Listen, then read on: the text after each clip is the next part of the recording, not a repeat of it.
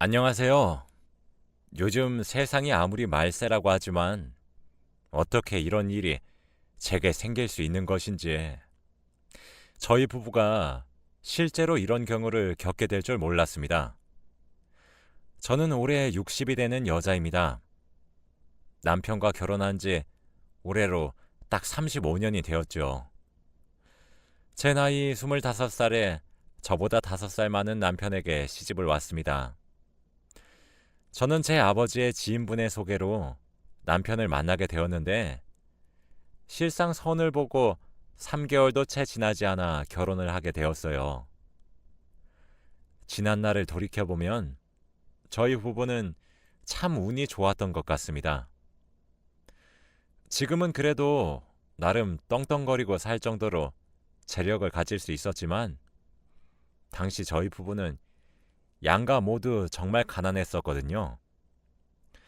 저희 집은 제가 외동딸이었고 남편은 위로 형이 하나 있었는데 아주버님께서 어렸을 때부터 심장이 너무 좋지 않아 커다란 수술을 여러 번 했었다고 하더라고요. 그래서 집안의 재산이 아주버님 병원비로 다 들어갔어요. 그래서 저희 양가는 다 고만고만했습니다. 양가 모두 커다란 빚은 없었지만 그렇다고 유복하진 않았죠. 하루 벌어 하루 사는 수준이었습니다. 처음 선을 보면서 만나게 된 남편이 사실 마음에 들었던 것은 아니었습니다. 남편은 가부장적인 사람이었거든요. 하지만 그만큼 책임감도 강하더군요. 남자는 하늘이고 여자는 땅이라는 말을 하는 사람이었지만 남자가 하늘인 만큼 처자식은 무조건 먹여 살리고 가정을 책임지는 것 또한 당연하다고 여기는 사람이었어요.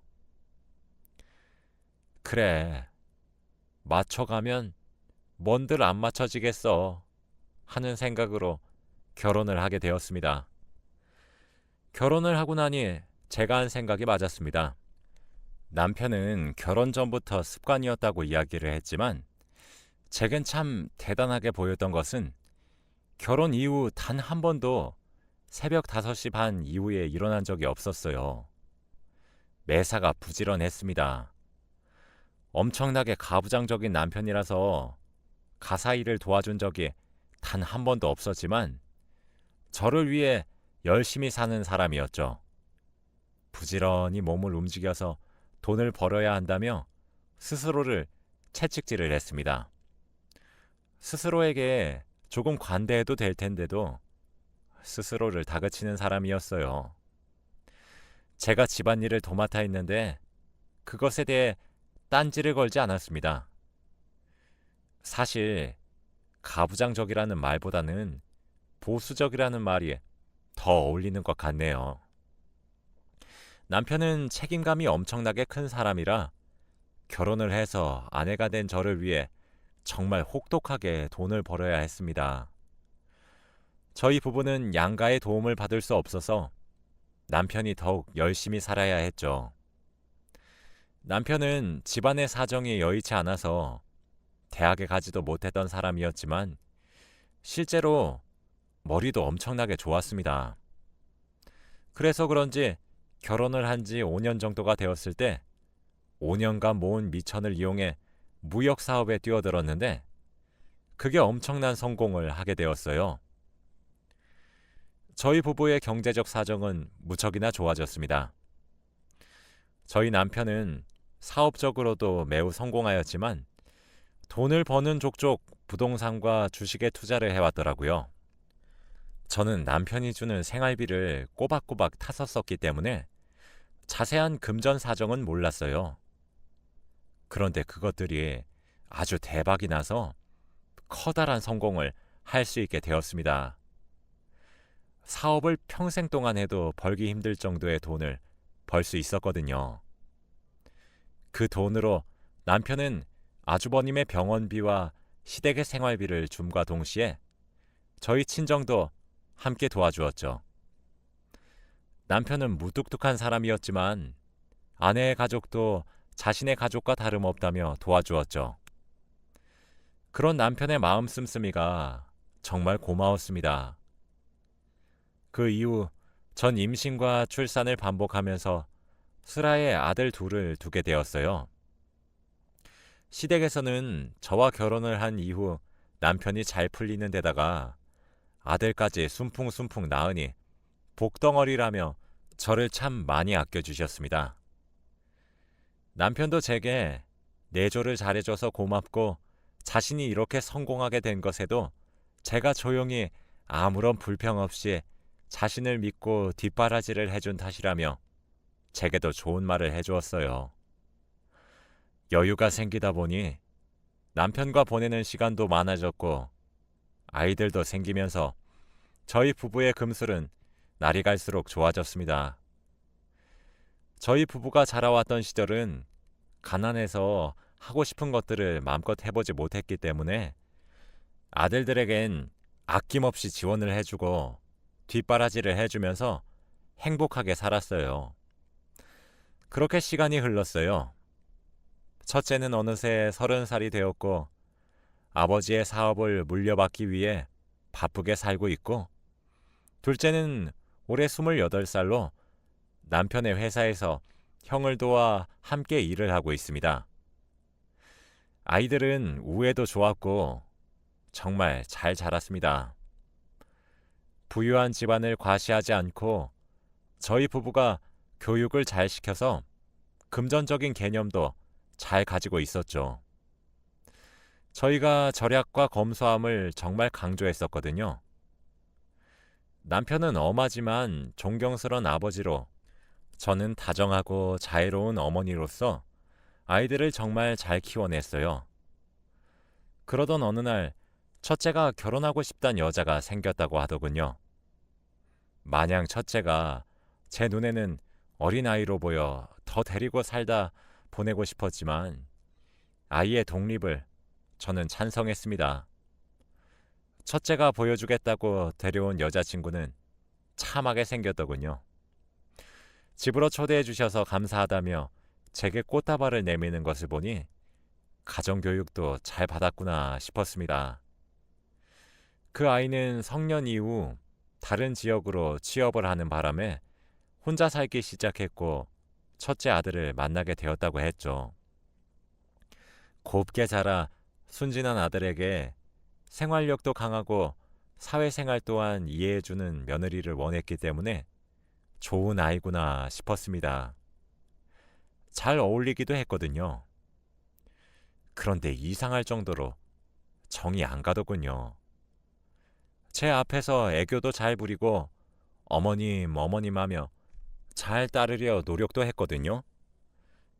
기분 탓이겠거니 하며 여겼고 둘 사이가 점점 깊어지고 사랑이 무르익는 눈치길래 상견례까지 했습니다. 예비 사돈댁이 될 어른들도 만나 뵈었었는데 참 점잖으시더라고요. 저런 부모님 밑에서 큰 며느리라면 괜찮겠다고 마음을 놓으려고 했습니다. 저는 며느리를 보는 조건에 돈이나 집안을 보지 않았어요. 전 딱 하나만 봤습니다. 바로 며느리의 성품, 그거 하나만 바랐어요. 저와 남편이 자수성가로 성공을 이끌 수 있었던 것은 저도 남편도 서로를 믿었기 때문이었죠. 전 부부란 자고로 어려운 일이 닥쳤을 때 둘 다 힘을 내서 으쌰으쌰 헤쳐나가는 것이 인지상정이라 생각하거든요. 남편은 싹싹한 며느리를 반기는 눈치였습니다. 그래서 제가 조금 뚱하게 행동하는 것을 보고 의아해했죠. 남편은 제 촉이 그런 거냐며 재차 물었었고 전 잘 모르겠다는 대답으로 일관했었는데 사돈댁이 괜찮은 것을 보고 아무 일도 아니겠지 하고 말았어요. 상견례를 보내고 난 뒤에 전 마음으로 며느리를 받아들여야겠다고 마음을 먹었습니다. 괜히 제가 시집살이를 하는 듯한 뉘앙스를 풍기고 싶지 않았고 아들이 사랑하는 여자인 아이를 저도 아껴주고 싶었거든요. 그런데 상견례 끝나고 한 달 정도 지나 예비 며느리가 된 아이가 계단에서 크게 굴러 다리뼈에 금이 갔다고 하더라고요. 날짜를 잡니 많이 하는 순간이었는데 통깁스를 하게 되어 정말 걱정이 많이 되었습니다. 가사 도우미에게 부탁해 뼈에 좋다는 곰국을 아주 푹 끓였어요. 그리고 얼마나 크게 다친 건지 너무 걱정도 되어 아들과 함께 며느리네 집으로 찾아갔습니다. 가뜩이나 혼자 살고 있으니까 걱정이 더 되기 시작했죠. 아들에게 미리 며느리 보고 간다고 말을 전해라 얘기를 해놨는데 일하느라 바빠서 깜빡 잊었다고 하더라고요.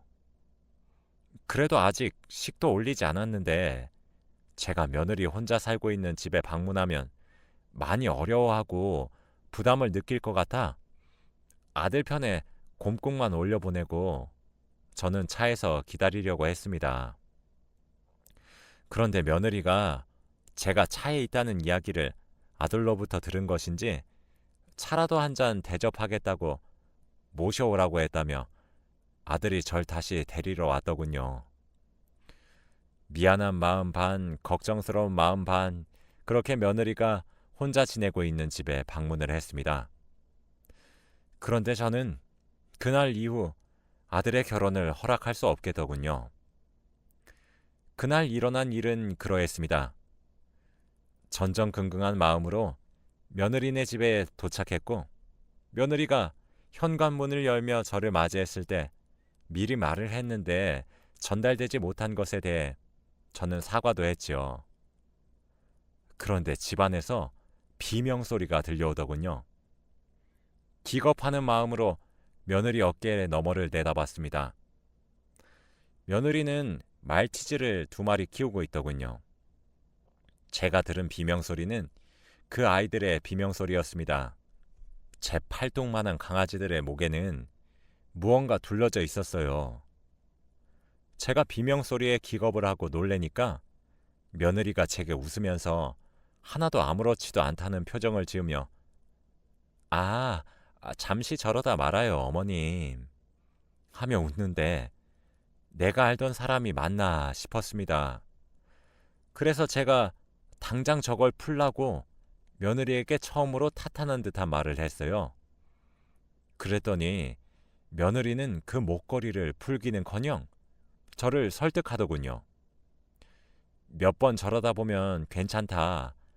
여기 입주민들이 예민해서 지진 방지기를 메고 있어야 한다며 전혀 위험한 물건이 아니다. 저걸 차고 있지 않으면 계속해서 짓기 때문에 함께 살려면 어쩔 수 없이 해야 한다. 공생을 해야 되는 것 아니겠냐. 여기 살고 있는 입주민들의 민원이 너무 많기 때문에 어쩔 수 없는 부분이니 잠시만 참아주시라.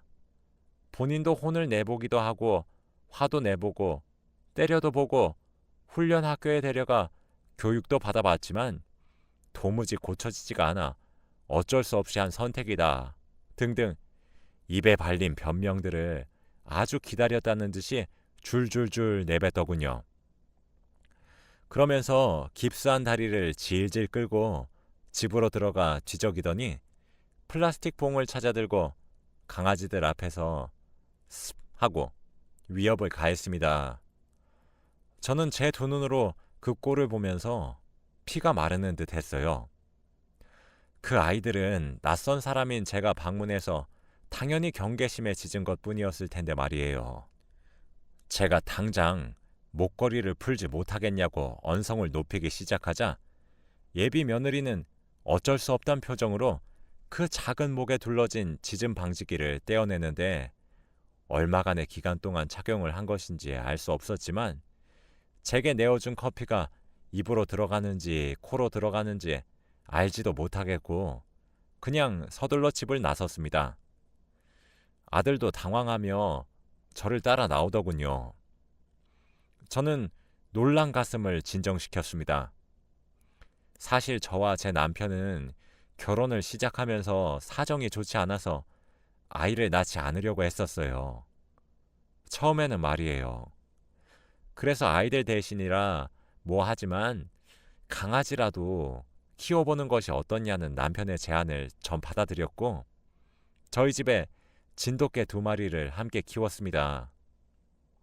품종이 좋은 것도 아니었지만 제 자식과도 같은 그 아이들을 제가 힘들 때나 슬플 때, 물론 기쁠 때도 함께 했죠.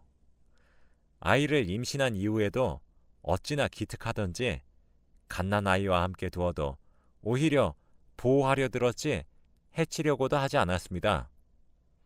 2마리 다 거의 20년을 함께 살다가 무지개 다리를 건넜습니다. 저와 남편의 활력소였고 저희가 낳은 아이들보다 먼저 마음으로 낳은 아이들과 다름없었죠. 사정이 나아지면서 아이를 가질 수 있게 되었지만 언제나 그 아이들이 그립긴 마찬가지입니다. 그래서 그런지 저는 집에 여유가 생긴 이후 유기견 봉사를 계속 해왔어요. 먼저 무지개 다리를 건넌 아이들 생각도 많이 났거든요. 그런데 2번은 못 기르겠더라고요. 먼저 세상을 떠나는 것을 경험하고 나니 허전함을 참을 수도 없었고 다시 기르고 또 겪을 슬픔이 엄두가 나지 않아 봉사활동으로 위안을 삼았었습니다. 그래서 제가 말 못하는 짐승들에게 무척이나 약해요. 그런데 제 예비 며느리가 될 사람이 학대도 그런 학대를 하고 있으니 너무나도 충격적이더군요. 저는 아들에게 저런 성품인 것을 알고 만났냐고 하니 아들조차도 저렇게 깨갱거리는 모습은 처음 봐서 자신도 크게 놀랐다고 합니다. 그 길로 집으로 돌아가 남편을 붙잡고 결혼을 도저히 못 시키겠다고 단단히 못을 박았어요. 항상 남편에게 제 의견을 크게 주장하지 못했던 제가 그렇게 단호하게 며느리로 받아들이기 싫다 하니 남편이 눈이 휘둥그레져서 왜 그러냐 물어보더군요. 아들이 옆에서 방금 겪어온 일을 말해주더니 남편도 생각에 잠겼습니다. 일제강점기 일본 순사놈들도 아니고 어떻게 사람의 가죽을 쓰고 그렇게 잔인하고 못된 짓을 말 못하는 짐승에게 할 수 있나 싶었죠. 저희 아들이 진행하려고 했던 결혼에도 예비 며느라가는 혼수만 겨우 해옵니다.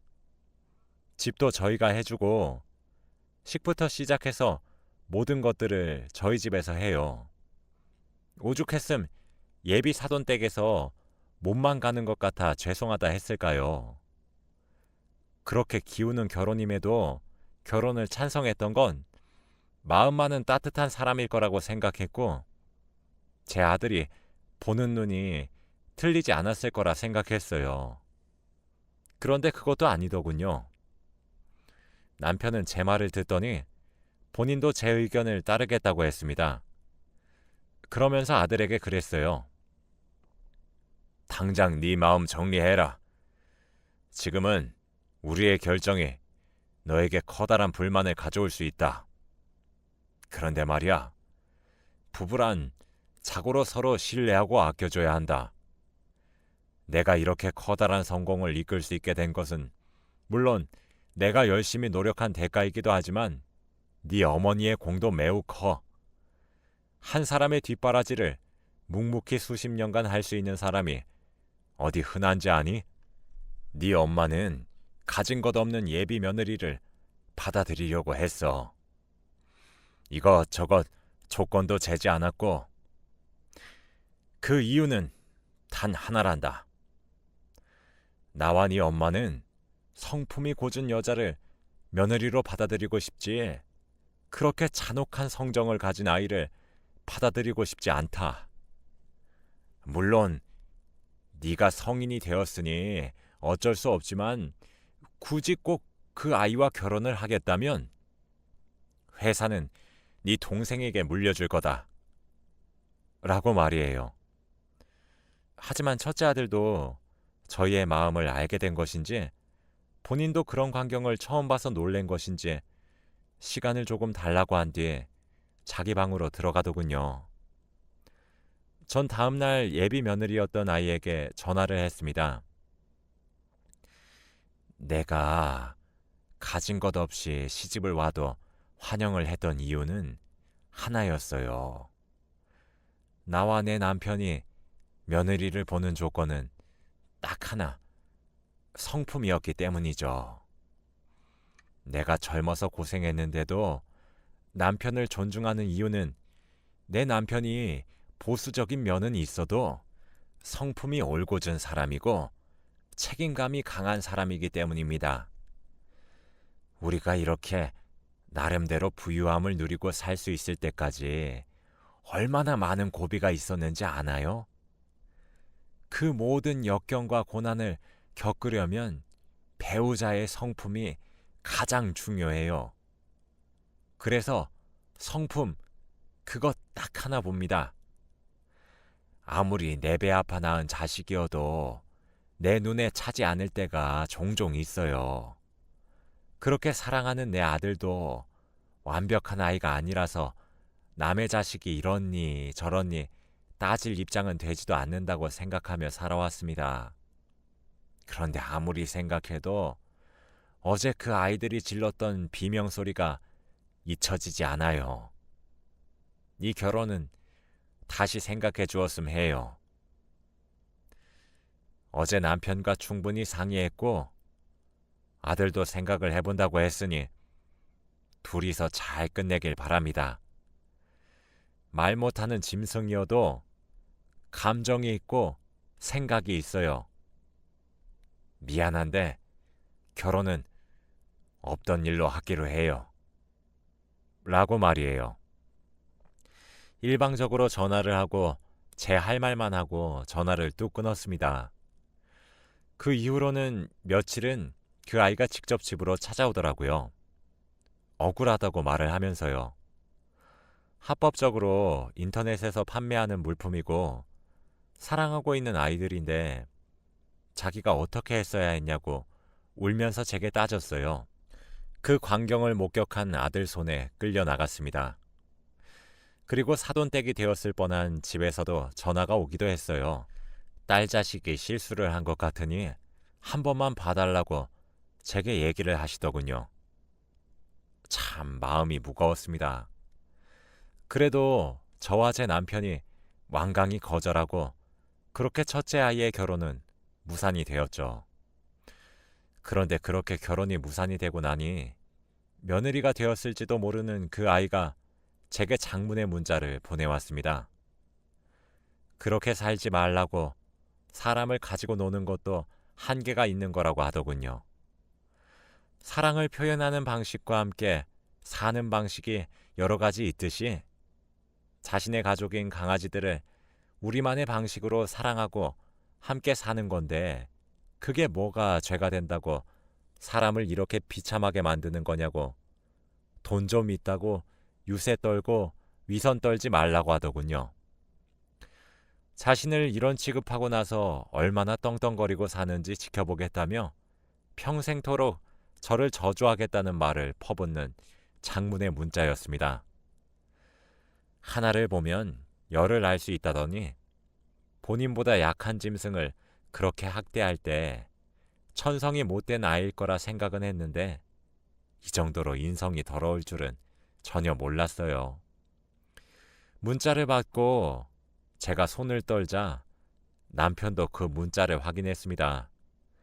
당연히 노발대발 화를 냈고 첫째 아이에게도 보여주었어요. 아들은 그 문자를 확인하고 제대로 마음이 떠난 것 같더군요. 정말 밑바닥까지 보게 되어 다행이긴 하지만 참 씁쓸하기도 하네요. 남편은 집안에 여자가 잘못 들어오면 풍비박산 나는데 제가 그걸 잘 막았다고 위로를 건네지만 마음 같지가 않습니다. 첫째 아들은 이 상처가 조금 오래 갈 것 같아요. 그래도 어찌나 착한지 미안하다고 사과를 건네는 제게 자신이 여자 보는 눈이 너무 낮았던 것을 제가 왜 사과를 하냐 편을 들어주기만 해서 고맙기만 합니다. 제 이야기는 끝이에요. 참 없이 살 적에는 잃을 게 없어서 그런지 좋은 성품을 가진 사람들을 잘 찾아낼 수 있었는데 가진 재산이 생겨버리니 가식인지 진심인지 구별할 방법을 잘 모르겠습니다. 그래도 어떻게든 잘 헤쳐나가야겠지요. 여기 있는 여러분들도 며느리 또는 사위를 들이실 때 참 잘 보셔야 할 것 같다는 생각이 드네요. 이만 제 긴 이야기를 마치겠습니다. 들어주셔서 감사합니다.